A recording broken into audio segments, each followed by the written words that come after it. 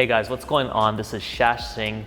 In this video, I'm gonna go over 3 YouTube ads trends for 2021. Now make sure to smash the subscribe button and the like button so I can keep making more videos like this. So the first trend I'm seeing in 2021 is that YouTube ad costs are rising across the board, especially in the info world.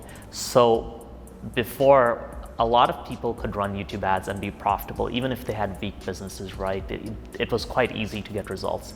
Nowadays, it is getting a little bit more competitive. There's still a possibility to do amazing results. For example, we have a client right now that's doing $1 million a month directly thanks to YouTube ads. That's a lot of revenue, and they're outperforming Facebook ads ridiculously. But here's the thing, right? If you have a really weak funnel, the cost per clicks are definitely getting higher, so you have to be wary of that. You have to really optimize your funnel. You have to really make sure you're more sharper than your competitors in terms of how your structure is set up and how your funnel is set up, right? Now, one thing to really keep in mind as well is that there's certain niches where costs are still pretty low. So for e-commerce brands, it's still pretty low, right? We often find our e-com clients get 3 to 4x lower cost per clicks than our info product clients. And because of that, I think there's a lot of opportunity in e-commerce in this year. E-commerce brands are very slow to get on YouTube. They have a lot of doubt, they have a lot of fear of it. And that's been great for the e-commerce brands we work with because we've been able to do very well. For example, we got a client right now, we're spending around 3,000 euros a day on an apparel brand. We got another client that we spent like hundreds of thousands of dollars on this year. So e-com is definitely gonna do pretty well. Now, trend number 2 is iOS 14 is definitely gonna hurt tracking and targeting for people who are on iOS 14 because the YouTube app is also going to have the same issue as the Facebook app.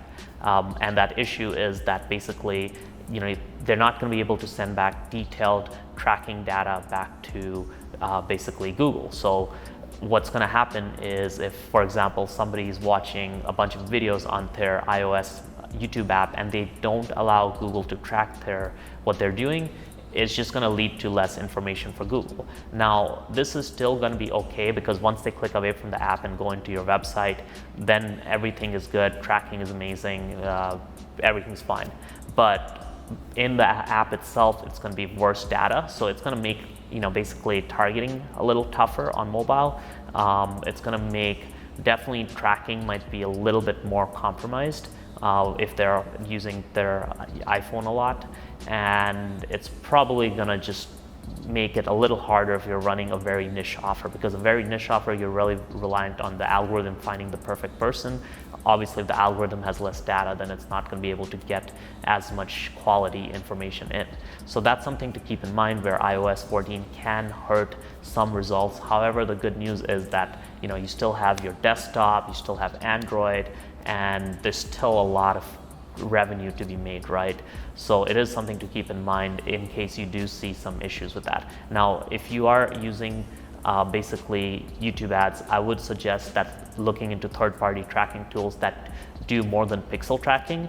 So for example, Hyros, they have a bunch of different tracking methods, including, they basically tie into your CRM, they have print tracking, they're basically using multiple sources of data to find the customer's lifetime, including basically their email address, IP address, transactions they've made, etc. So that allows for a better picture of what happens as opposed to Google Ads pixel tracking.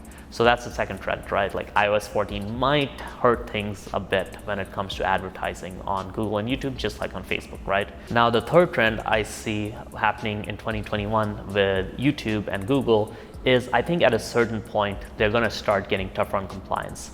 I think Facebook has been very tough on compliance the last 2 years. Google hasn't, but I think this year is the year they're going to start getting a little tougher on making sure that you're following the rules. And I have a feeling about this because lately we've been seeing a little bit more stricter compliance issues with Google. It's still miles better than Facebook. Unlike Facebook, they don't just suspend accounts left and right.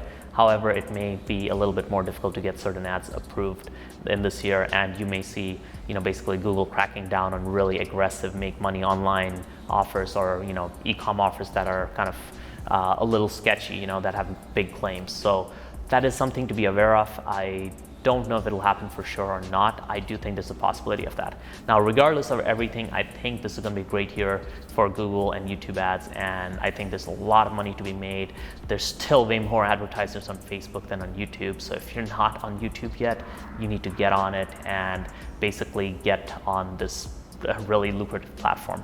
Yeah guys, I hope you liked this video. Smash the subscribe button and like button, and I'll see you in the next video.